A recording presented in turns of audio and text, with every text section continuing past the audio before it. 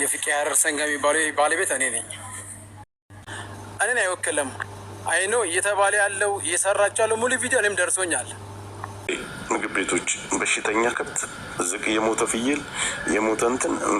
ሰላም ጤና ይስጥልኝ። እንግዲህ የተከበራችሁ ቤተሰቦች ትላንትና እንግዲህ ሄለን ቤት ፍቄ ስጋ ቤት የሞተ ከብት ያርዳል የሚል ነበርና ምክንያቱም ባለቤቱ አልነበረም፣ አጋጣሚ ኢትዮጵያ ነበርና ቪዲዮ ደርሶት ሰምቶ አቤት አለውኝ። እንደሰማችሁት መግቢያ ላይ ፍቄ ስጋ ቤት የምባለው እኔ ነኝ፣ ፍቄ የሀረር ስጋ ቤት ነው የሚለው ማለት ነውና ዱባይ ላይ የከፈት ነው ከሰላም ጋራ ነው እና በአሁኑ ሰዓት ሁለቱ ባለቤቶች ተጣልተው እንደሄዱና ፍቄ ከለቀቀ በኋላ ሰላም የምትባለው እንደምታርድ ያው ግልጽ እናርግላችሁ ያልሰማችሁ ካላችሁ ለማለት ያክል ነው። እና ልጁ በሌለበት እኔ እጄ የለበትም፣ እኔ እያለው በህይወት እንዴት የሞተ ከብት ለሰው አበላለሁ ብሏል ማለት ነው። እንግዲህ ገንዘብ እንግዲህ በጣም ብዙዎችን እያጣላ ነው የሚገኘው እና ቤተሰብ ድህነታችን ሳይሻለን አይቀርም። ይሄንን ልጅ እንግዲህ ከኢትዮጵያ ከመጣ በኋላ የጋራ ስጋ ቤት ከፍተው እየሰሩ ነበር የሚገኙት፣ ግን በገንዘብ ተጣልተዋል። ምክንያቱም 80,000 ብር አለባትና ትክፈለኝ እያለ ነው ማለት ነው። አያችሁ። እና ሲቀጥል እሷ ነች እንጂ እኔ አይደለውኝም፣ ስለዚህ ትጠየቅ ትምጣና እንግዲህ ጆከር ገብቶበት ነበርና ጆከር ገንዘብ በልቶ ነው ያላወራው፣ ታፍኖ ነው ተብሎ ነበር። ጆከር መጥቷል፣ እኔ የታፈንኩት ነገር የለም ብሏል። ፍቄም ደግሞ እኔ አላፈንኩትም፣ ያፈነው ማንም የለም። አያችሁ፣ ባልበላው በሌለበት ሄለን አንዳንዴ ያው በሰማችሁ ነው ሳታረጋግጥ ነው የምትሄደውና ያው የወኒ ቤት እንደምታዩት እንግዲህ ርዕሱ ተጀምሯል። ብዙ ሰው አልገባም እና ምን ለማለት ፈልገን መሰላችሁ፣ ሁለቱ ተጣልተዋል። ፍቄ ከስጋው ቦታ የለበትም። እኔ ነኝ ፍቃዱ ወይንም እኔ ነኝ ፍቄ የሀረር ስጋ ቤት ብሎ ሰው እንዴት እውነት ካለ ይውላችሁ። ሄለንና ኢሱን ለምን አልተገናኙም? ሄለን እውነቷን ነው ያልኩበት ምክንያት እውነት ያለው ሰው አይፈራም አያፍርም፣ ከች ነው። እና ፍቄ ስጋ ቤት ትላንትና የሞተ ነው የሚያበላው ለሰው፣ ፍየልም ግመልም ያበላል ምናምን ነገር ብለው ሲያወሩ ነበርና ስታወራ ነበር። ዛሬ ግን ይኸው በድፍረት ከች ብሎ እኔ ነኝ ፍቄ ብሏል ማለት ነው። ማንም ሰው እውነት ካለው መውጣቱ አይቀርም። አንደኛ አያፍርምም አይፈራምም። በቃ እንደዚህ መጥቶ እኔ ነኝ የተቸገርኩት የተበደልኩት፣ እንደውም ጠይቁልኝ፣ እኔ ሞተ ስጋ አልሸጥኩም።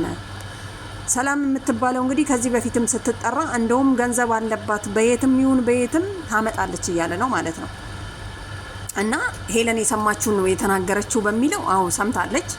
ምክንያቱም ዮኒም በውስጥ ደርሶታል፣ እነ ጃፒ ደርሷቸዋል፣ ጆከርም ደርሶታል ቪዲዮ ማለት ነው። ግን መናገር ያልፈለጉበት ምክንያት ታዋቂ ሰዎች ውስጡ ስላሉ ነው የሚመስለኝ።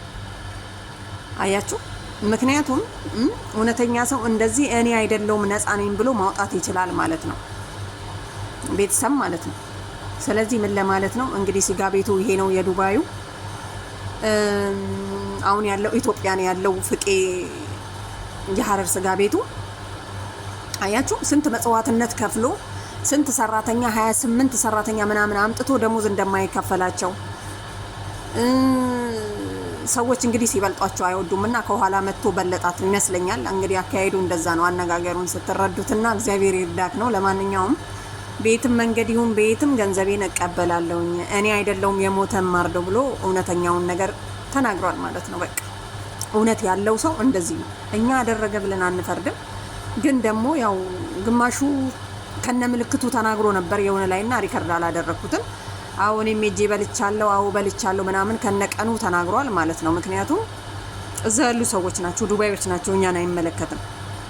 ግን ደግሞ የሆነ ነገር ሲሰሙ የሆነ ነገር ይደብራቸዋል አይደል? ለዛ ነው ማለት ነው።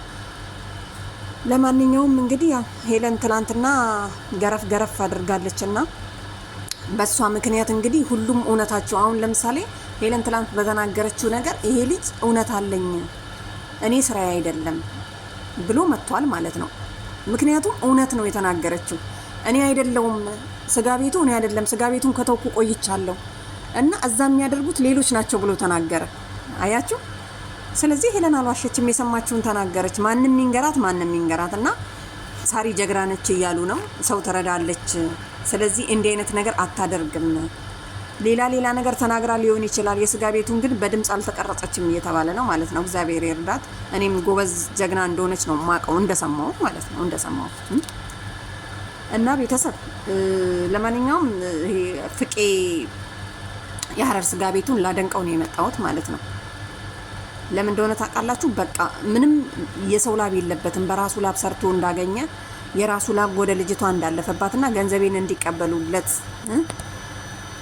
ገንዘቡን እንዲቀበሉለት ነው ጥያቄ ያቀረበው። ምክንያቱም እኔ ነኝ የስጋ ቤቱ ፍቄ ተብዬ የተጠራሁት ትላንትና በሚዲያ ስሜ ሲሰራጭ የነበረው ብሎ መምጣት ራሱ አንድ እንትን ነው። በቃ ይሄን ያደረገ ሰው እውነተኛ ሰው ነው ብዬ ነው ማምነው ማለት ነው። እንደኔ እናንተም ልትሆኑ ትችላላችሁ። ለማንኛውም የበላችሁም እንግዲህ ምንም ማለት አይደለም። ስጋ ነው። በስማም ብሎ ከተበላ ወይ ደግሞ በምታምኑት እንትን